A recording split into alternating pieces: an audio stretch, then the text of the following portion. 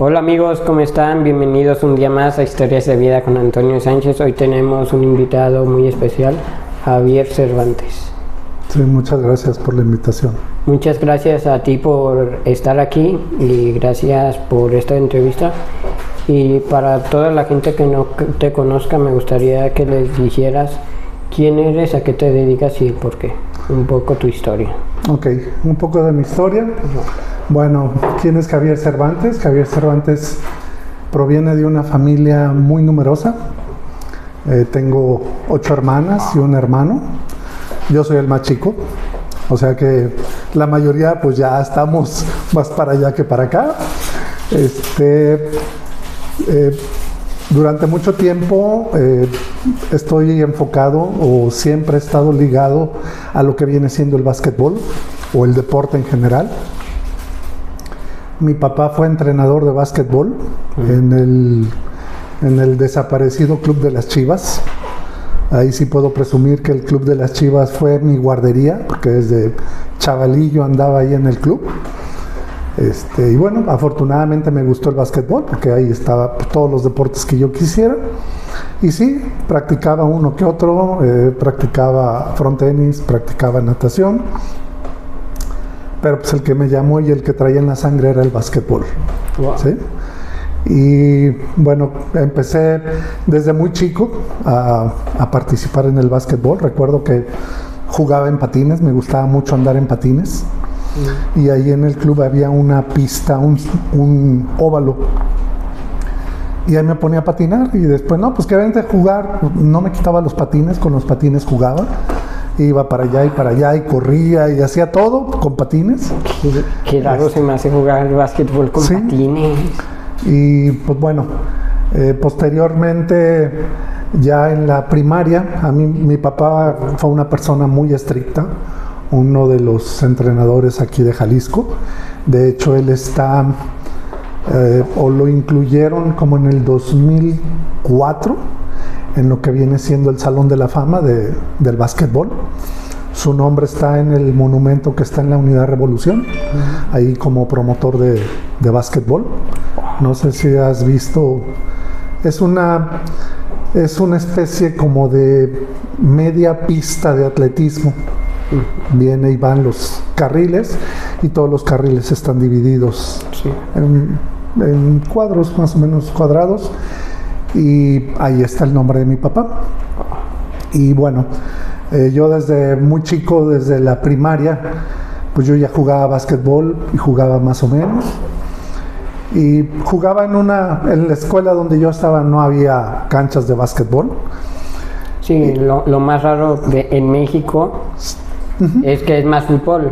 Exactamente. Entonces, claro, encontrar un lugar donde te entrenen bien básquet o haya una cancha de básquet es más difícil.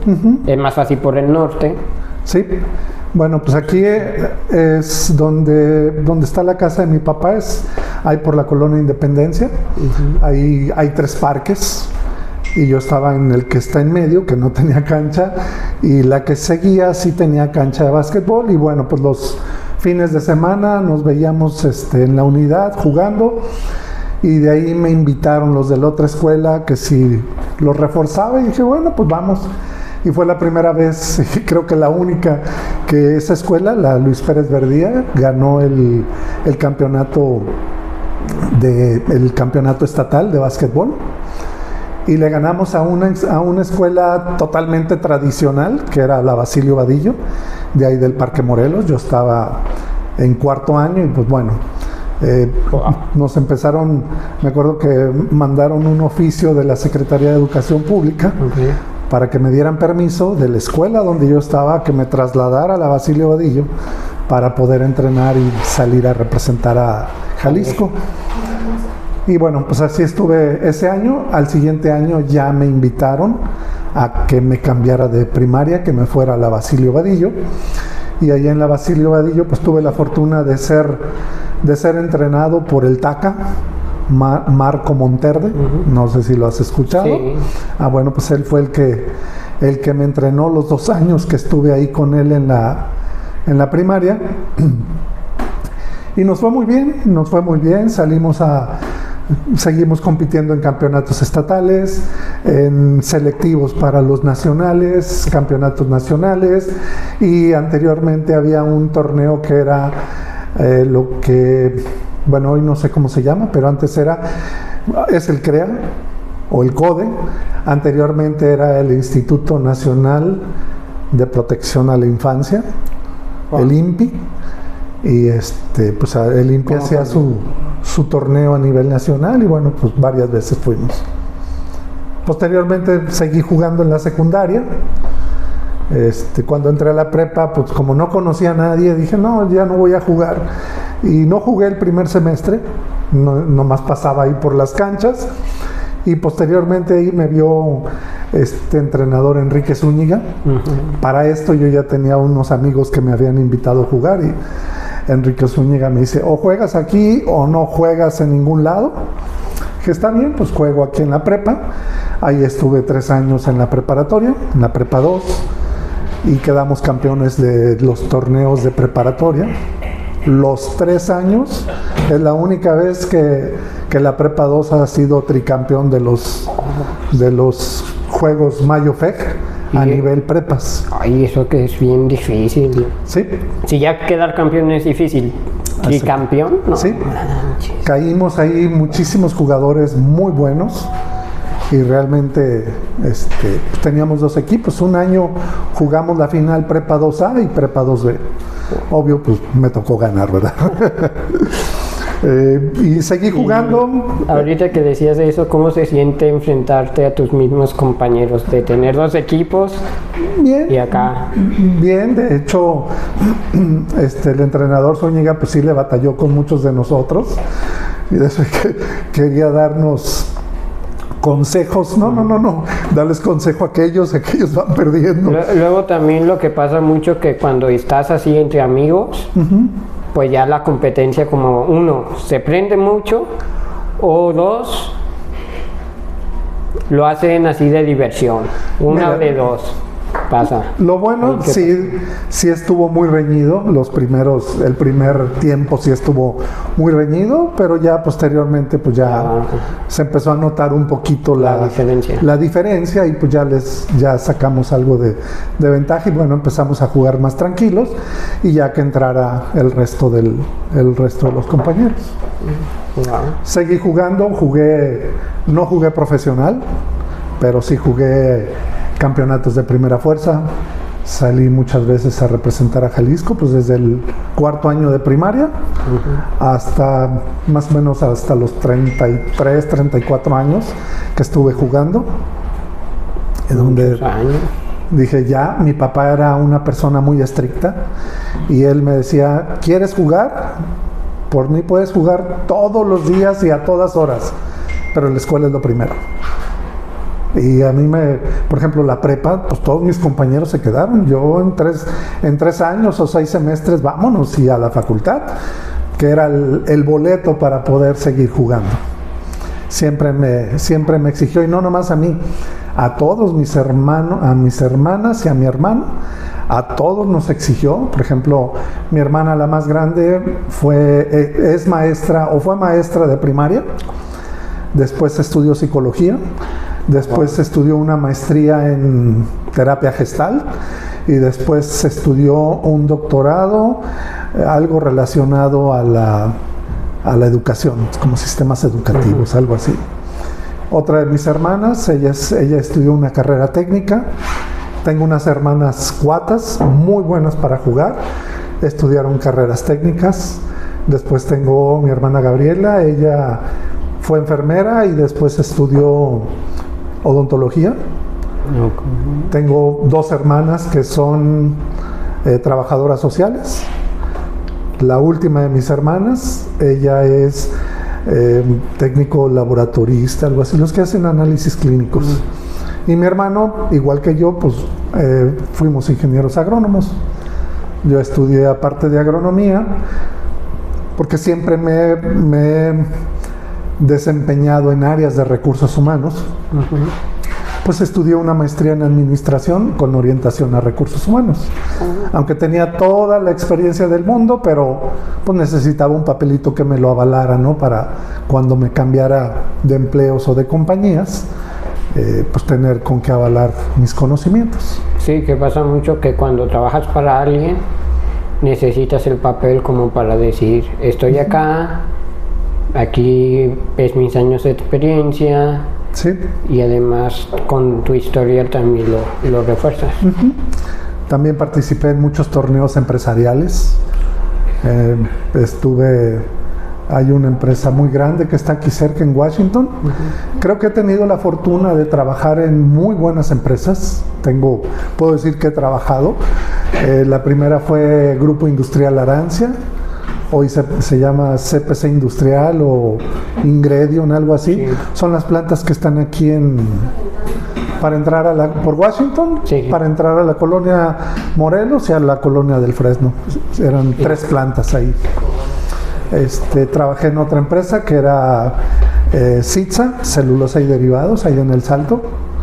Después trabajé un año en lo que viene siendo Axtel, todas en el área de recursos humanos.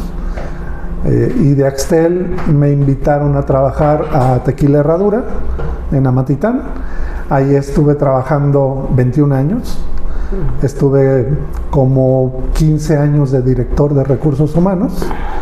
Y los últimos 6 años como director agrícola, por la orientación que traigo de ingeniero agrónomo.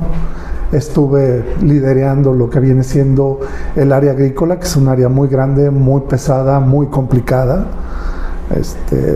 Todo lo que está relacionado con el agave es muy complicado. Yo creo que con todos los cultivos en general es muy complicado porque sí, ya hay cosas que ya se te van de las manos, como el clima. Sí. Y ahí ya te destruye. O también si entre más gente hace más, pues obviamente la competencia hace que bajan los precios y eso también afecta. Sí, afecta mucho.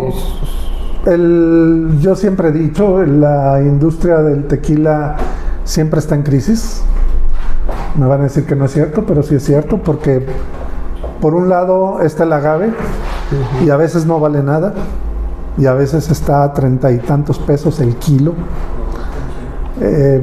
También a veces tienes problemas con las botellas. No hay tantas empresas que te puedan surtir de la cantidad de botellas que necesitas para envasar, o si no el aluminio para las bebidas listas para beber. El aluminio también es un poco complicado, y hoy en día es mucho más complicado el tema de la tierra. En teoría todo lo que es denominación de origen, que Jalisco es todo denominación de origen, incluso en las azoteas puedes plantar agave, pero no es cierto, porque hay una nueva regulación que se llama certificación ARA, que es agave responsable ambiental, que ese SEMADET te tiene que dar un certificado que la tierra que quieres rentar para el agave tiene que ser avalada por SEMADET o Semarnat, no recuerdo cuál de las dos. Pero debe que ser como óptima, ¿no? Sí, esto es para evitar que los agricultores vayan a deforestar los cerros para plantar agave, que es muy común, llegan y arrasan con todo y plantan agave. La primera vez o los primeros 2 cultivos, o sea, 12 años más o menos, salen bien, pero la tierra se agota muy rápido por la erosión, por la lluvia, el arrastre y movimiento de tierra. Y ya el tercer cultivo ya no es tan bueno. Entonces, pues ese hacia grandes rasgos soy yo. Se me olvidó tocar lo de la gimnasia. Desde nada más tuve 2 hijos, mi hija Renata y mi hijo Javier. La que empezó en la gimnasia fue mi hija Renata.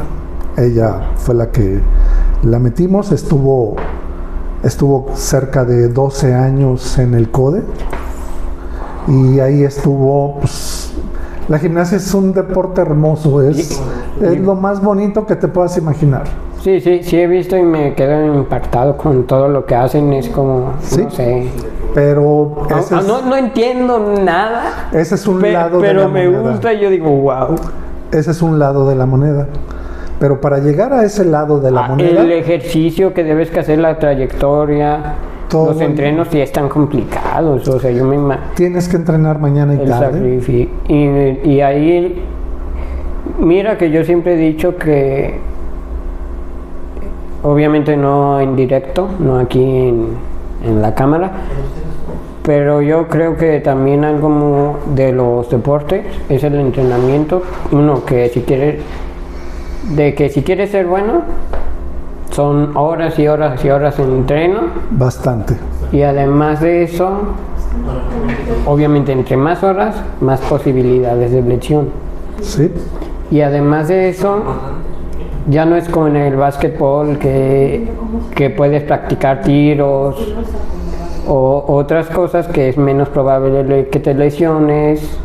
A la gimnasia, que obviamente, ¿cómo se dicen cuando las barritas esas que se agarran y empiezan a girar y luego se agarran? Son 6 aparatos. Bueno, en las mujeres son 4, que viene siendo salto de caballo, ejercicios de piso o manos libres, barras asimétricas, son 2 barras a diferente altura, y viga de equilibrio. De esos 4, nada más 2 son similares o son iguales a los hombres, que es piso y salto de caballo. Los hombres tienen las barras paralelas, la barra fija, es una barra alta, fija, no se mueve. Está las anillos. Sí, los he visto. Está, ¿cuál es? Ya se me olvidó el otro. ¿Cuál es el otro? Anillos y barras asimétricas, perdón, barra fija, salto de caballo, piso, arzones, caballo con arzones, es el que me hace falta. Pero yo creo que ahí, como te exige más y necesitas estar más en movimiento, yo creo que afecta más una lesión, ¿no? Pues, ahí en el entrenamiento es más fácil que te lesiones ahí que como en el básquet. Es todo el cuerpo.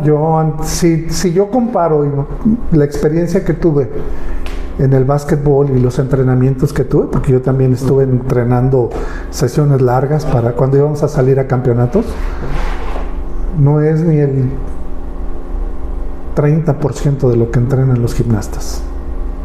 Y sin demeritar ningún deporte. Sí, no, es que yo creo que cada deporte no es fácil de comparar los entrenos porque cada uno es muy diferente, pero hay deportes que sí te exigen mucho. Este deporte de la gimnasia es uno de los deportes más completos porque ahí tienes que... Tu enemigo es la gravedad. Así, es el peso de tu cuerpo, el que tienes que girar, ya sea de manera horizontal, ya sea en mortales. Las anillas es mantener tu cuerpo, las barras asimétricas es detener tu cuerpo en tus brazos. O sea, ahí el enemigo que tienes que tratar de domar es la gravedad. Y obviamente no es tan fácil porque necesitas mucha coordinación motriz, muchísima fuerza desde la punta del dedo gordo del pie hasta el cuello, todo el cuerpo lo tienes que estar ejercitando y fortaleciendo. Lo que viene siendo el tiempo y el espacio, porque tienes que girar y tienes que saber más o menos cuánto duras brincando o cuánto duras flotando para los ejercicios que tienes que hacer, lo que vienen siendo mortales, lo que vienen siendo giros. Necesitas encontrar ese espacio de tiempo para que puedas efectuar esos ejercicios. Entonces mi hija duró 12 años, ella empezó en clase 1 y llegó hasta clase 10. La clase siguiente era lo que le llaman la clase FIG, que son los que ya representan a México fuera de aquí del país. Mi hijo, pues él es más chico, él duró 25 años de gimnasta. Él empezó más o menos a los 6 años. Empezó y bueno, su trayectoria empezó a despegar muchísimo cuando se vino todo un equipo de entrenadores de lo que viene siendo de la Ciudad de México para preparar todo aquí para los Panamericanos. Ellos llegaron en el 2007 y mi hijo tenía su entrenador y él muy profesional. Y ¿sabes qué? Yo ya no puedo enseñarle nada a tu hijo, ya me rebasó, o sea, yo ya no tengo nada más que enseñarle, pero va a venir un maestro de México y pues yo lo voy a mandar para allá, para que entrene ahí. Pero qué diferencia, porque hay otros que no te dicen nada y, sí, y más bien ahí pisan a los talentos. O te retienen o no te sueltan y vas contra el tiempo. Ese entrenador afortunadamente le ha ido muy bien. Okay. Él ya no está en gimnasia varonil, ya está en gimnasia femenil y ahora en las Olimpiadas de París llevó a una de sus niñas, que es Satsiri Sandoval. Y mi hijo, bueno, llegó con el maestro Pablo Moguel, una excelente persona. Mis respetos para ese señor, excelente maestro. Y sobre todo, él primero forma personas y a la par atletas. Él no quiere tener esa separación de que dedícate nada más a la gimnasia